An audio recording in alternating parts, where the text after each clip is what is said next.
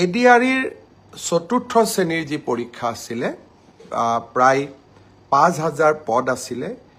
এই পৰীক্ষাৰ ফলাফল আমি ১৫ অক্টোবৰ তাৰিখে ঘোষণা কৰিম স্বাস্থ্য বিভাগৰ বিভিন্ন পৰীক্ষাৰ ফলাফল নন টেকনিক্যাল টেকনিক্যাল স্বাস্থ্য বিভাগৰ আটাইবোৰ পৰীক্ষাৰ ফলাফল আমি 12 অক্টোবৰ তাৰিখৰ আগতে ঘোষণা কৰিম এলিমেন্টাৰী প্ৰাথমিক বিদ্যালয়ৰ শিক্ষকৰ নিযুক্তিৰ বাবে আমি যি পৰীক্ষা বা আমি যেটো নিযুক্তিৰ প্ৰক্ৰিয়া আৰম্ভ কৰিছো সেই পৰীক্ষাৰ ফলাফল আমি 15 পৰা 20 অক্টোবৰৰ ভিতৰত প্ৰকাশ কৰিম তাৰ কাৰণ প্ৰাথমিক বিদ্যালয়ৰ শিক্ষক শিক্ষয়িত্ৰীৰ পৰীক্ষাৰ ফলাফল ঘোষণা কৰাৰ আগতে আমি গ্ৰেজুৱেট টিচাৰ আৰু পোষ্ট গ্ৰেজুৱেট টিচাৰৰ ৰিজাল্ট ঘোষণা কৰিব খুজিছো যাতে ওভাৰলেপিং নহয় অৰ্থাৎ প্ৰাথমিক বিদ্যালয়ৰ শিক্ষকৰ পদ নিৰ্বাচিত গ্ৰেজুৱেট টিচাৰ বা পোষ্ট গ্ৰেজুৱেট টিচাৰ সকলে দখল কৰিব নোৱাৰে আৰু আমাৰ যুৱক যুৱতী সকল যাতে বঞ্চিত নহয় গ্ৰেজুৱেট টিচাৰ আৰু পোষ্ট গ্ৰেজুৱেট টিচাৰৰ পৰীক্ষাৰ ফলাফল আমি 15 অক্টোবৰ তাৰিখে ঘোষণা কৰিম অৰ্থাৎ এই গোটেই পৰীক্ষাৰ ফলাফলসমূহ আমি 20 অক্টোবৰ তাৰিখৰ আগতে আমি ঘোষণা কৰিবলৈ সক্ষম হ'ম আপোনালোকে এতিয়া সুধিব যে পুলিচৰ পৰীক্ষাৰ ফলাফল আমি কেতিয়া দিম সাব ইন্সপেক্টৰৰ ৰিজাল্ট বা ফায়াৰ ব্ৰিগেড আদিৰ ৰিজাল্ট আমি 10 অক্টোবৰ তাৰিখে দিম বা তাতকৈ আগতে দিম কিন্তু এবি আৰু ইউবি কনিষ্টবলৰ ৰিজাল্ট দিয়াৰ ক্ষেত্ৰত গুৱাহাটী উচ্চ ন্যায়ালয়ে এটা আমাক সাময়িকভাৱে বাধা আৰোপ কৰিছে আমি আশা কৰো সেই বাধা আৰোপ অতিক্ৰম কৰি অৰ্থাৎ উচ্চ ন্যায়ালয়ক সন্তুষ্ট কৰি আমি এই মাহৰ ভিতৰতে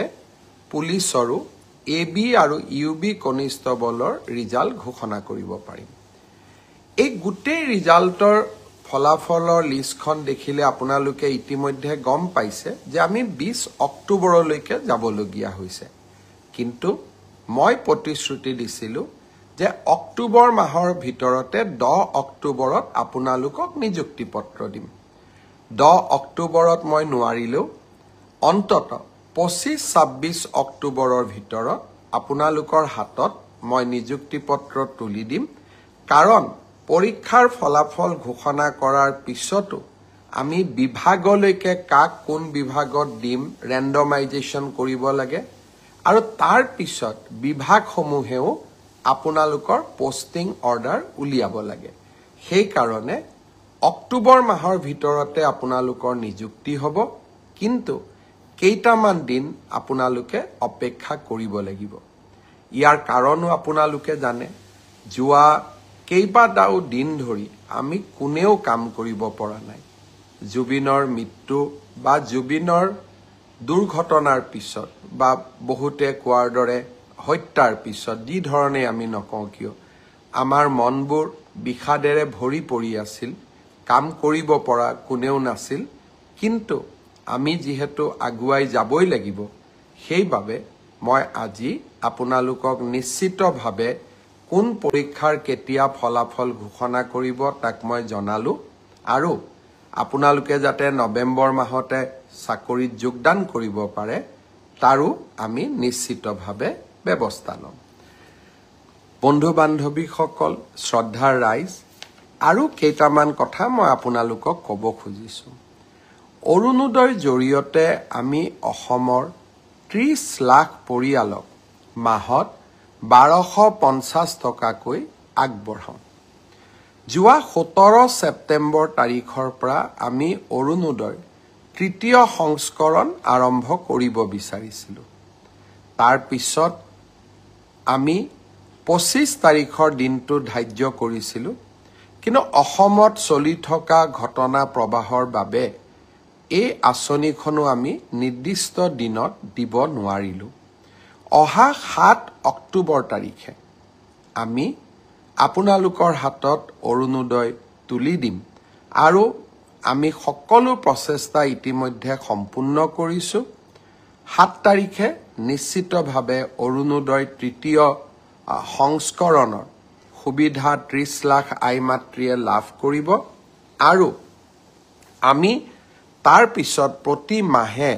নিৰন্তৰ কৰি আপোনালোকক এই পুঁজি যোগান ধৰি যাম ঠিক সেইদৰে নিযুত মইনাৰো আমাৰ অসমৰ প্ৰায় 3.5 লাখ ছাত্ৰীয়ে এইবাৰ নিযুত মইনা আঁচনিৰ সুবিধা লাভ কৰিব নিযুত মইনা আঁচনিৰো আমি যিহেতু প্ৰথম কিস্তিৰ ধন আমি চেক যোগে দিওঁ বেংকক আমি চেকসমূহ বনাব দিছো নিযুত মইনা আঁচনিৰো প্ৰথম কিস্তিৰ ধন আমি 10 পৰা 15 অক্টোবৰৰ ভিতৰত সকলোৰে হাতত তুলি দিম আৰু তাৰ পৰৱৰ্তী মাহৰ পিছত সকলোৱে